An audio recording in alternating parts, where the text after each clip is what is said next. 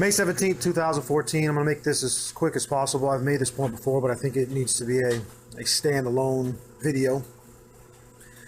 If you're not naming the Jew as a messenger, I don't care if you have an audience of 2 or 2 million, doesn't really matter, then you're simply useless.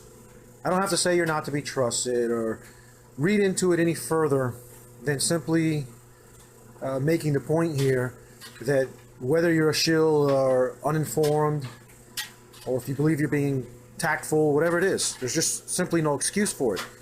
The approach that we need to take is to saturate people with the truth, to plant that seed. And then, of course, they're not going to, or most people at least aren't going to accept things for what they are, no matter how effective we are at delivering that truth.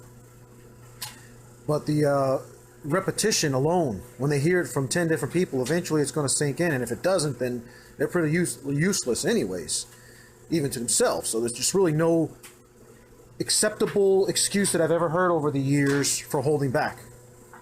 I mean, even from MJ, that's my children's mother, she's speaking to a guy at our kid's soccer practice and telling me that she just was easing him in. But before the conversation is over, and this is just one of many examples, we're talking to people all the time, trying to inform them. I just have a different approach. Some people would say, including her, that I'm a bit too aggressive, or I go too far, people aren't ready for it, and all this other nonsense. But again, I treat people like grown-ups, the way that I would want to be treated. They're not children. They don't need to have the truth handed to them or spoon-fed to them. And if they do, once more, they're not the type of people that are going to do us any good anyways. So I just don't see any purpose in that. It doesn't mean that you have to say Jew this and fuck Jews and curse and scream and yell and lose your cool.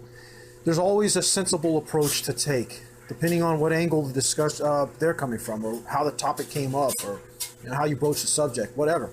Common sense would dictate how you guide the conversation to the only destination that it needs to go to, or let me put it to you this way: if it is not led to that point, everything else or every other point that you make is useless. It's utterly useless. You tell them some Alex Jones level stuff. I mean, what good are those people going to do? What good are people going to do who are even right beneath this level, if you will, this level of descent? If we don't know who our enemies are, then what good is it? And if we're not the ones who are going to fill those gaps in for them, even if this is just and we might view this person as being an intelligent person who's questioning things, a critical thinker, and we would still not want to be the ones to deliver them that ultimate truth, that singular truth, that one and only truth that people absolutely positively must know, then who's going to do it? If we're going to take it upon ourselves to be messengers and talk to them at all, what good is it if we're only filling the void or filling the role, again, of an Alex Jones or someone who's speaking less than the truth, whether they're a shill or not? It does no good whatsoever. Are we going to assume that someone else is then going to come and treat these people like adults, like they can handle the truth and inform them and fill in those kosher gaps, if you will? It's not likely to happen. So once more, anyone who's Jew-wise, who's taking it upon himself to reach out to others, be that online, whether it's a crowd of people or an individual, you have to find a way to at least plant that 3-letter seed, that word that we're not supposed to speak and that no one else is going to speak if we don't speak it. So again, this just comes up because we're having a conversation with someone else too. There's excuses, and I've heard them all by now. And it's usually the best excuse from people who I know who mean well, again, like MJ and other personal friends or people that I know or that I trust. I ask them, who else is going to do it if you don't? And again, wouldn't you want to be told the entire truth? You might not be able to lay it all out on the line in a 20-minute conversation, but in that 20 minutes, even if it's in the 20th minute, you need to at least point them in the right direction. I've had countless conversations like this pretty much every time that I go out and have an opportunity to speak to anyone about anything, I will somehow, some way drive that conversation if they show any willingness to or any capability that a critical thinker would show. Let's put it that way. Someone who's questioning things, not just a sheeple who's believe in the politically correct dogma and doesn't think for themselves. I don't worry about them. I don't waste my time. But anyone who's questioning things, whether, even if it's just Obama, even if it's just on that level, Democrats and Republicans, there's always an opportunity to bring up the Jews, how they control both parties or whatever it may be, and to point out simple facts and at least lead them in the right direction. And once more, this is not something we need to overthink. If they're not willing to accept it from me, then if they hear it from you, if you happen to bump into them or someone else, then eventually it'll start to be something that their walls are broken down, essentially. They'll at least open themselves up to it. And that's all we really need to do. Again, the facts are well documented, albeit not commonly known.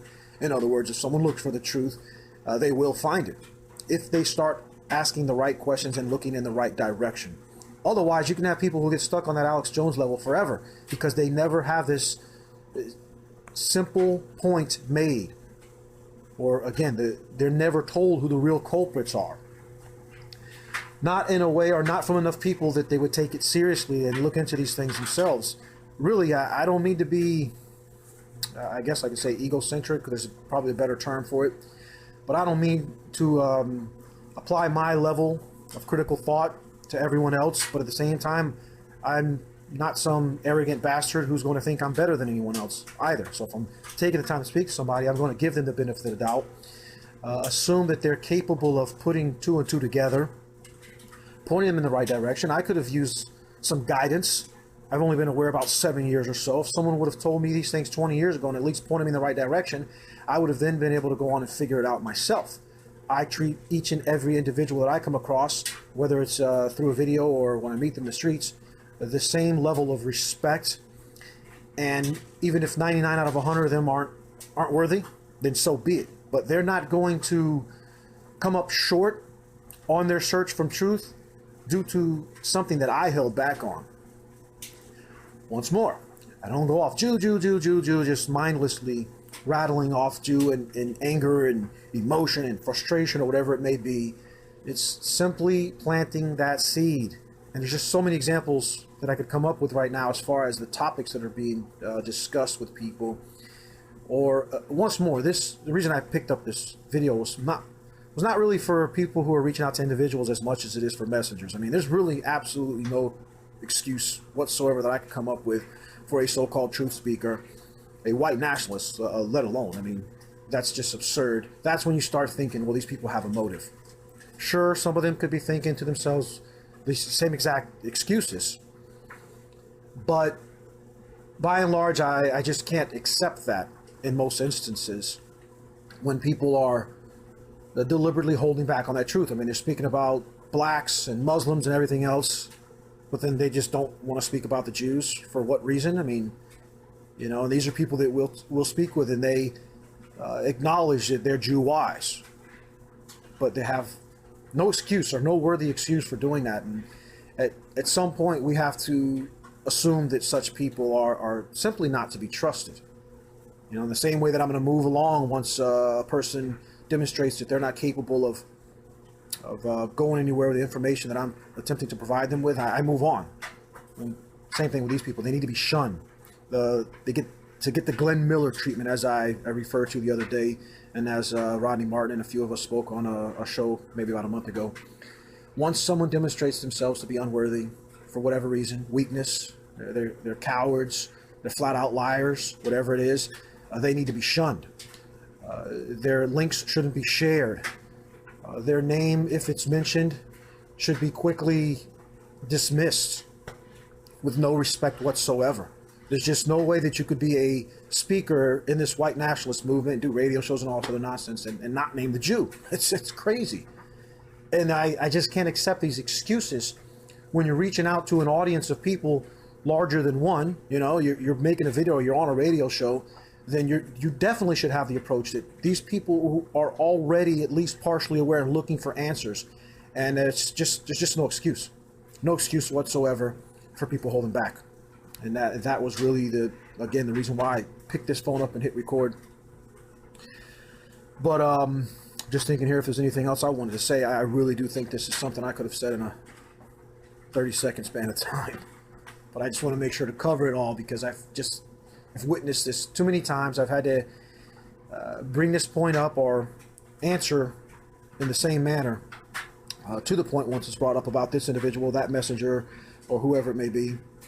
Again, it could just be individuals who are asking me how they should approach others. And I just think that we don't need to overthink this. We have the truth on our side, and if you're going to be a truth speaker, you speak the entire truth. Anything else that you do in life, you either do it all the way to its end or you don't bother. Something as critically important as this, especially when we know that there's so many disinformation people out there who are spreading lies, who are trying to prevent people from getting to that point, that ultimate truth, then we're few and far between. We can't think, well, someone else is going to pick up my slack, and I'll just kind of bring them to level 3, and then someone else will take them to level 4. No, there are not many people who are on the highest level of truth as we are, who know as much as we do. So we have to be the ones, anyone who proclaims to be Jew-wise, we have to be the ones to take people all the way to the truth. If they can't accept it, so be it. We're the Johnny Appleseeds, so to speak. Keep planting that seed, and when someone hears Jew enough times, and it's followed up with facts, and you're putting those pieces of the puzzle together, pointing out those Jewish fingerprints that are all over everything else, then eventually they will get it. And that immediately brings to mind the fact that Jews are able to push their dogma and convince people of flat out lies. I mean, they turn history upside down. They turn the truth inside out. They convince people of the most ridiculous, unfounded, obvious lies that any of us could ever even come up with. And the sheeple out there just accept this as being the unquestioned truth. Why? Because first of all, they tell it confidently. And obviously, they have the means through the media to put the fancy music and to put their hooks into people emotionally. But the key ingredient there is the repetition. People hear about the Holocaust from grade school to the History Channel, to the big screen, and you name it. You're always hearing about it, and it's just that repetition over and over again, or just the use of the term racist and anti-Semite, stuff like that silence us. It's just mostly repetition, constantly repeating the same dogma over and over and over. Most of it being absolutely unfounded, some of it having at least some basis in reality, but it's so twisted that we should never reduce ourselves to that level, being that we have the truth on our side. I mean, I rejoice in that fact. So one thing we have that they don't. They have the power of the financial power, and the media. They have a head start on us. Just going down the list, they're organized. They have a voice. We have to make little videos on our phone in the laundry room, right? So this is what we've been reduced to. And again, speaking to people individually, but I'll be damned if I'm ever going to reduce my own message to the lowest common denominator of people out there based on what I believe they can handle. And I might look at somebody and think, man, this guy's, he's not really all that bright, not the sharpest tool in the shed. But I'm going to still plant that seed one way or the other, or I'm not going to bother. What point would there be in talking to this guy about Obama and talking about Russia and China and the economy or any other topic that most people nowadays they're ready to talk about it? What's the purpose of that if I'm not letting them know who's behind it? Now, if I say, there's a certain kosher group of people or certain chosen people, and I come into it in that from that angle without just saying Jew, Jew, Jew. They know who I'm talking about. Or when I'm asking them, well, who controls the media and who controls this? And if some people will know these things. And I say, okay, well, think about this. If they control the media, then that must mean they control this and that. And look at this, and you can see that. And you just point things out to them. You're not just rattling off, well, the Jews this, the Jews that, Jews this, and an emotional tirade. Most people can handle a conversation if you deliver the message the right way. And it's not like you're going to win them over in 20 minutes if they're just on that Democrat-Republican level nonsense. But I've worked wonders with a great many people in a very short period of time by being tactful without holding back on the truth. And if you're going to hold back on the truth for any excuse, being tactful or whatever it may be, you're absolutely wasting your time. Give it some thought, think it through. I can understand why you're at that point or how you got to that point. And if you've had experiences with reaching out to 100 people and in 99 instances, you're even coming close to uttering the word Jew, turn them off, so be it. I mean, those 99 people just have to be dismissed. Again, there's ways to improve our message. I just have to keep stressing that point. So you need to work on your technique in delivering that truth. You can be kind of subtle in getting to that point.